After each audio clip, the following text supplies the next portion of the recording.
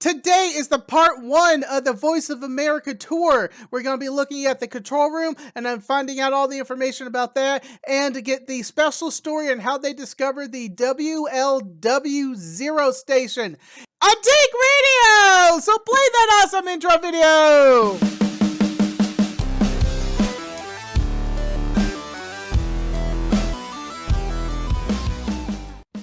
A quick shout out to all my Patreons who makes the show possible. You can support me by joining Patreon in the link below. And on to Take Radio! The new modernized control room, the original control room is behind this gentleman here, was in where the ham shack is now. So when you're in there later, that was the control room. And when the Crosley transmitters were shut down and we installed the Collins and the Continentals, we took up less space, and so this room was built. You'll notice that the glass has metal in it, and that's to try to keep the charge away from things. All the window frames, door frames, everything in the building that could be grounded was grounded. It's not a Faraday shield, it's just to keep the charge off from it. Even these panels, if you pull up a raised panel, each one has a ground wire on it, so it doesn't pick up a charge as you're hanging onto it. So that's why you see all this in here. We start here for a very specific reason, and that is to explain what caused the VOA to come about. And I'll point to that radio down there is why the VOA came about. When Hitler started the Nazi operation in 1933, violated the Treaty of Versailles, and started building up his military, he had a problem. How do you get control of your country if you're going to be a dictator? Well, radio had emerged and was coming along, and he did it by radio. Now, radios cost $100, $120. People couldn't afford them. So he fixed that problem. He subsidized the radio for the people, and that's it. They sold it for $15. It's called the Box and Finger, which is the people's radio, like the Volkswagen is the people's car. And from 1933 to 1939, when he started World War II, he put 15 million of those radios out in the population of Germany. He had the only broadcast station, so guess what they're listening to? The only thing they can pick up is Hitler's broadcast station and his flavor of propaganda. They inadvertently did something brilliant that we probably don't make a lot of use of today. You would think that would be a shortwave radio. It's not. It's medium wave and it's long wave. The best they understood about the spectrum back then was long wave, medium wave, and shortwave. They didn't identify it the way we do with frequency. So the understanding was that long wave must go a long ways. That's the name. So that radio has medium wave and long wave. The reason I say it was brilliant is they did not understand propagation. Shortwave, as we all know, depends on the outer atmosphere. Long wave does not. Long wave generally is identified as 150 to 300 kilohertz.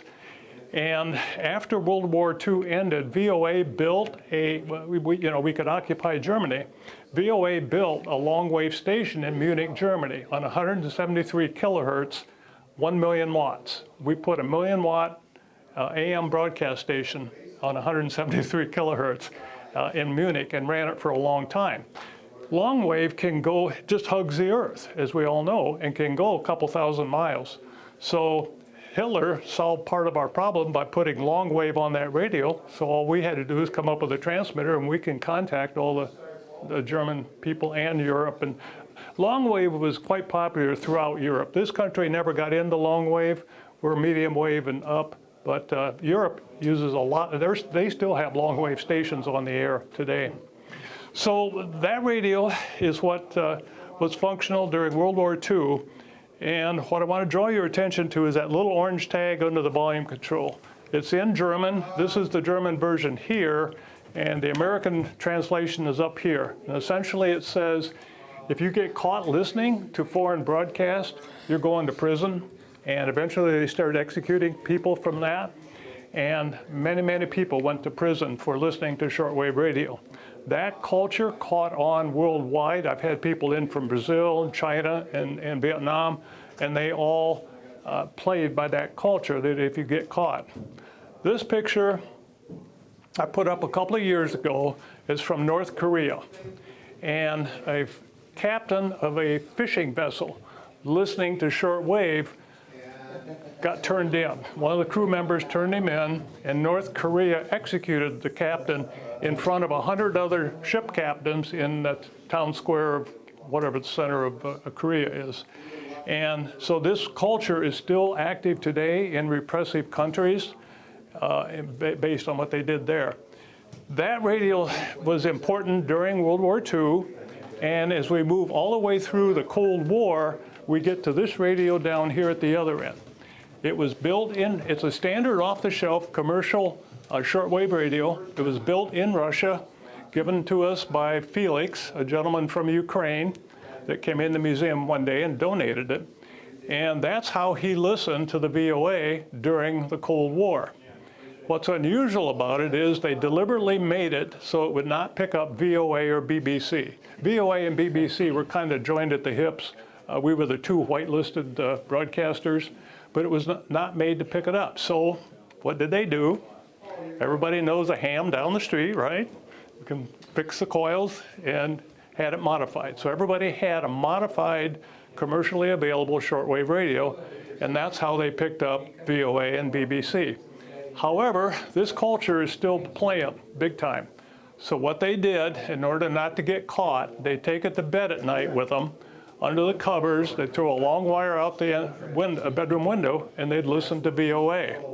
Consequently, it got called under the blanket radio.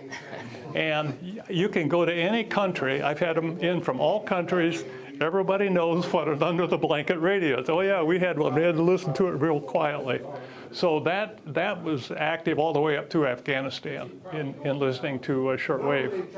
10 shortwave transmitters. We had 6 high power ones that I'll talk about. 250,000 watt shortwave transmitters, 5 megahertz to 20 megahertz.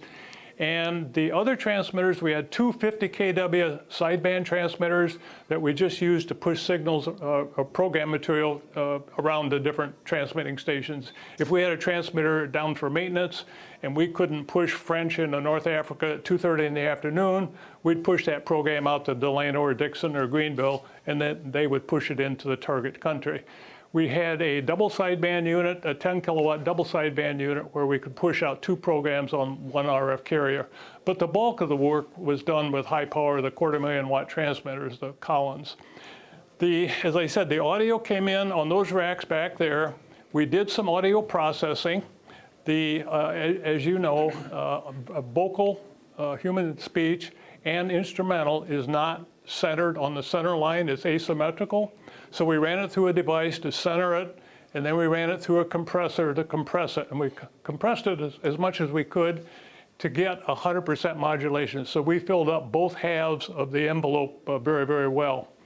And that came in, and the controls down here, we did not have, if you will, AGC, automatic gain control. A compressor kind of does that, but doesn't do a real job of AGC. So you had to sit here and kind of ride the gain control, not a lot, but you just wanted to keep it from overmodulating primarily.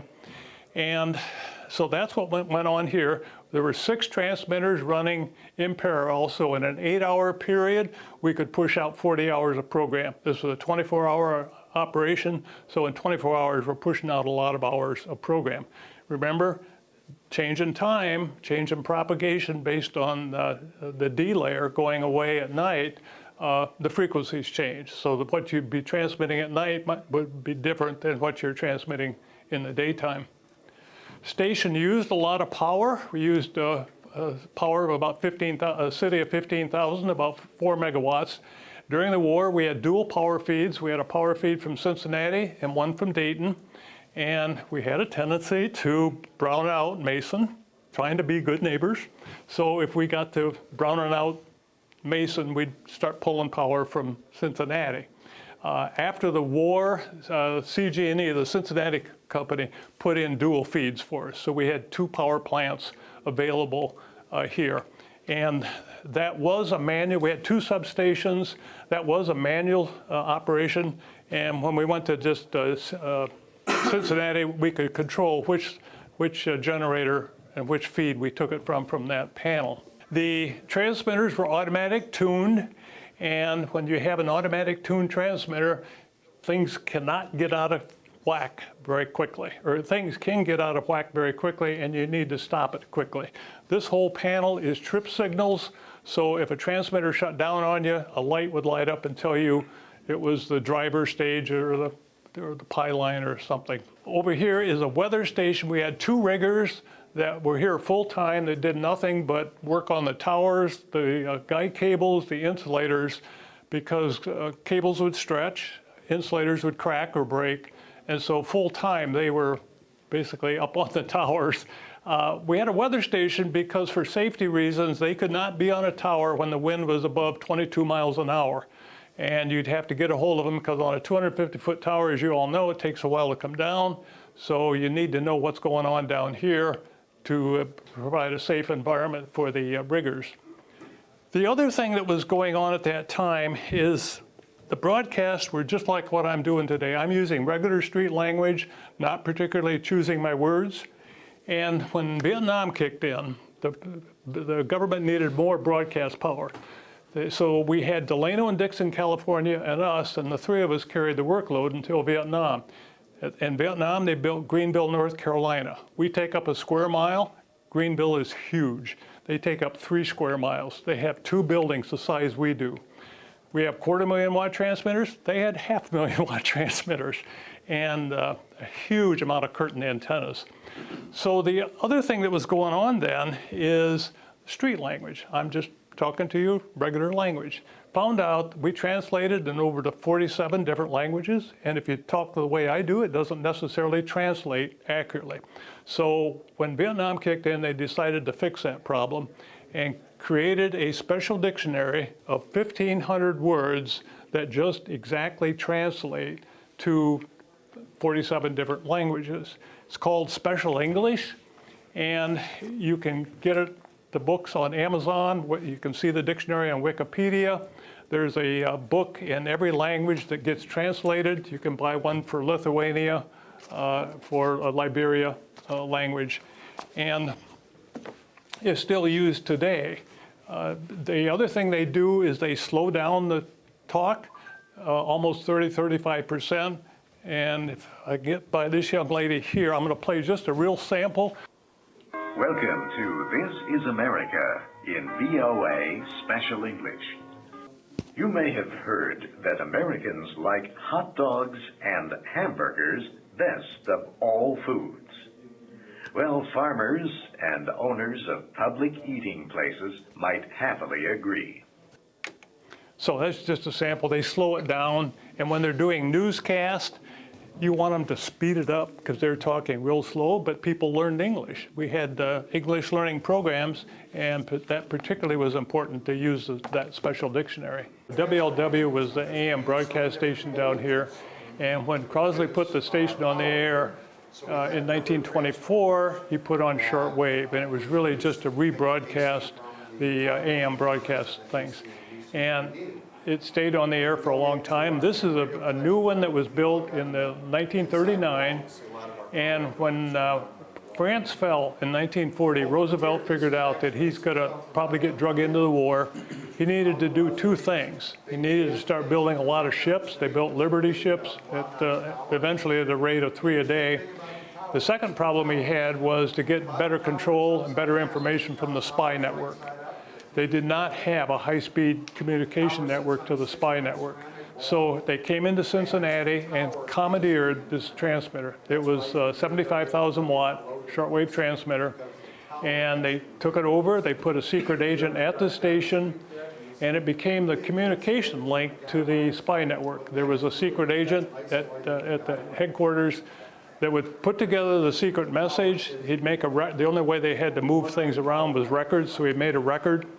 He'd get on a DC-8, fly into Cincinnati, come out, see his buddy at the station, and they'd say it at a certain time of day, they'd say at 2:15 in the afternoon on 12.65 megahertz, I want to play this record. Well, the spies used standard off-the-shelf shortwave radios, they knew what frequency and what time of day to listen. And so they'd play that record several times on the assigned frequencies. When it was all done, he'd break up the record and throw it away. The message that was communicated was unbreakable, still unbreakable today and still used today.